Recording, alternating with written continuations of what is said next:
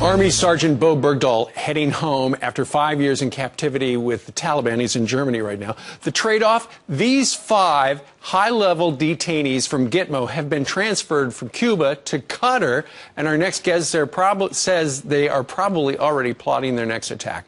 Former CIA operative Gary Bernstein joins us live this morning from Tampa. Good morning, Gary. Good morning, Steve. All right. Unlike a lot of the folks who have been speaking about these 5 guys we let go in this negotiating with terrorists scenario here, you actually know about these guys because you and your team were involved in taking them into custody. Tell us about them. Some of them. Well, you've got the Deputy Chief of Intelligence, Wasik, there, who's actually the senior living intelligence officer of the Taliban intelligence organization. The leader, Qari Ahmadullah, who was his father-in-law, was killed by an airstrike. So he's the lead guy. You've got a Deputy Minister of Interior. You've got a Chief of Staff of the Army. This group of men participated in the city of Mazar-e-Sharif. When they seized that city, they killed 6,000 Hazara tribesmen. They took these men and their sons into the street and slit their throats in front of their wives and daughters. These men are conducted a genocide. They are among the worst people on the planet. When they return, they'll be in Qatar for a year, being purportedly watched by the Qataris. They'll be at the pool for a year there. And as soon as the moment that year is over, they will go off to Quetta. They will rejoin the Quetta Shura. That's the leadership council of the Taliban. They will be rock stars within the jihadist movement internationally. So you have no doubt, Gary, that in the next year, while they're by the pool in Qatar, just sipping lemonade and whatnot, they'll be planning. And then a year from now, they'll be pulling something off. They will be back. It's not a question of if, it's when. These are the worst jihadists on the planet.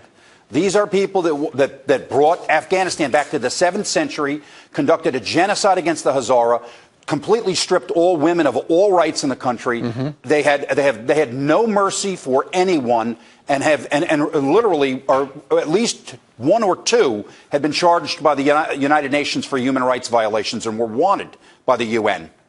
So they have been sprung, although they're in detention for a year there in Qatar. This was all brought about because the United States government did something that, to the best of my knowledge, I can't remember us ever negotiating with terrorists before. Is that what we did here? Well, you know, we have a saying, and, you know, when you're doing hostage negotiating, they say commanders never negotiate and negotiators never command. When you're in a situation when you're dealing with, like, if you had a plane load of hostages, you might send in some water to get a couple of hostages off, and that's kind of a negotiation, but you never want to provide them with a meaningful win. This was you don't want to provide them a meaningful concession. This is a meaningful concession. This is the release of 5 people among their group of leaders. And it will, as you've seen, Mullah Omar's announced that this is a victory.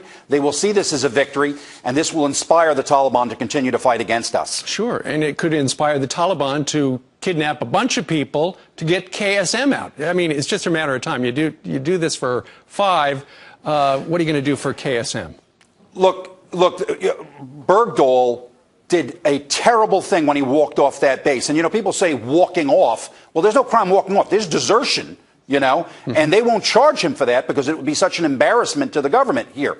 But he put his family through terrible ordeal for the last 5 years, and he no doubt suffered terribly at the hands of the Taliban. I'm sure he was abused by them, and he has suffered terribly. But the price we have paid for this is so high. Not worth it? I would have done everything possible to try to find another way. I would not have released those 5. I would have done something else. All right, and you know, because you you want to save every American you can, but sure. you don't. You know, there's a limit to what you do. If someone seizes a city and says, "Well, you know, we won't attack this city if you give us you give us this weapon or you do this or that." I mean, there's certain lines you don't cross when you're doing these things. And we crossed it. All right, Gary Bernstein joins us today from beautiful Tampa, Florida. Gary, thank you very much.